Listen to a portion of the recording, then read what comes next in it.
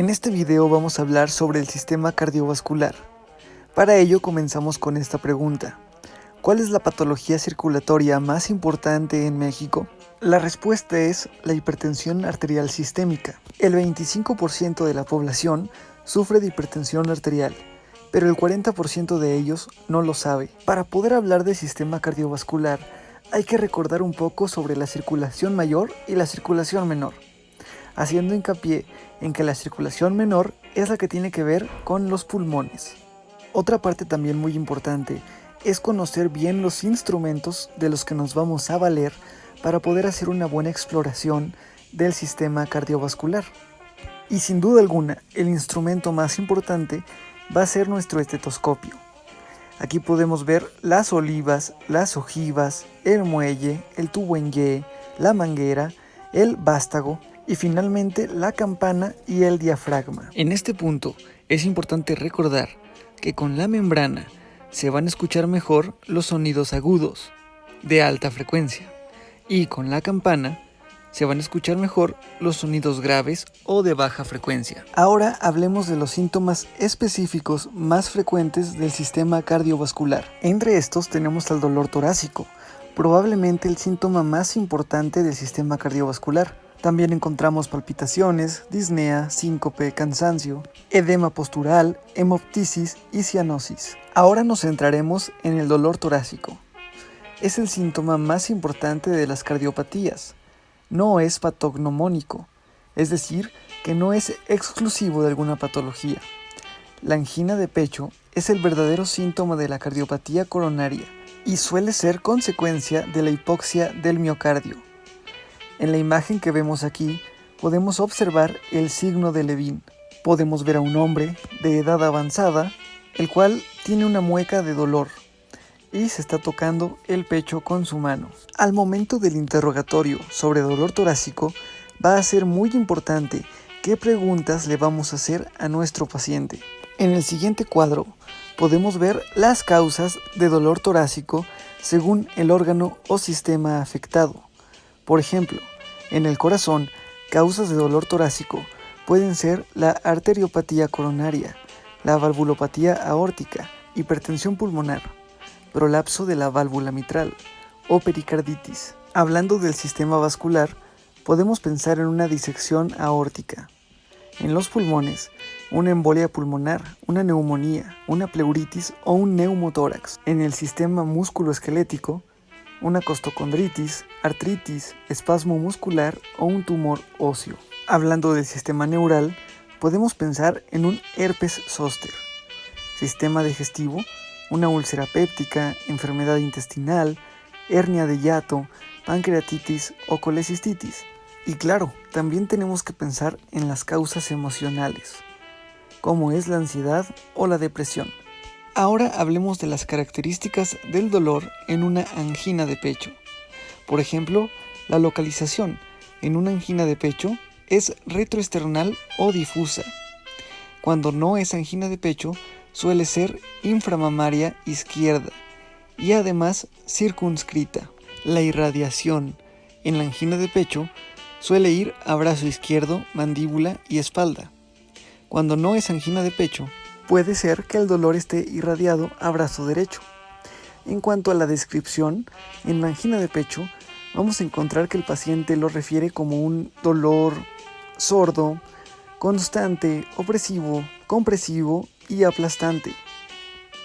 En cuanto a la intensidad en la angina de pecho, va a ser muy variable. No siempre es intenso, depende mucho del paciente.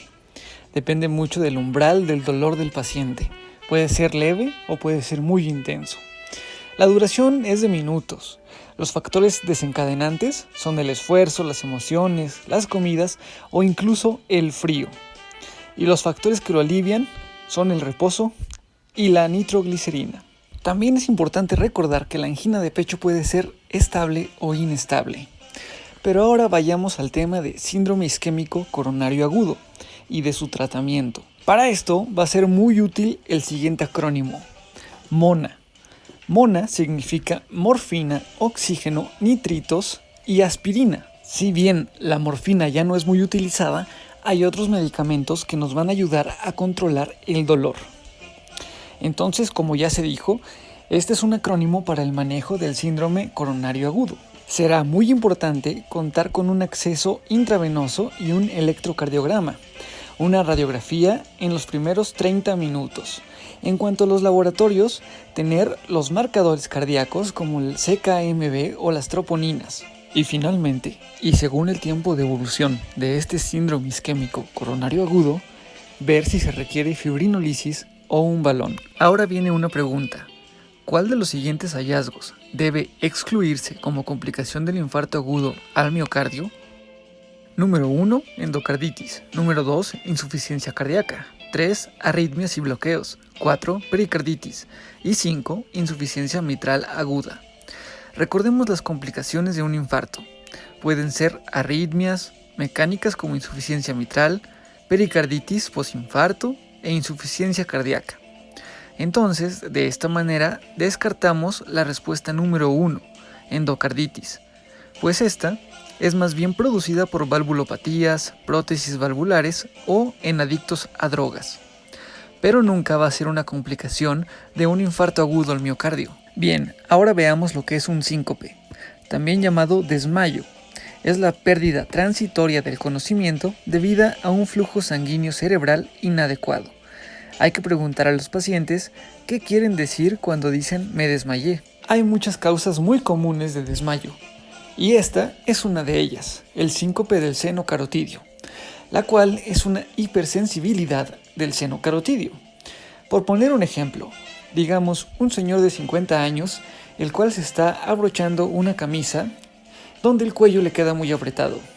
Esto va a estimular el seno carotidio y va a provocarle un síncope.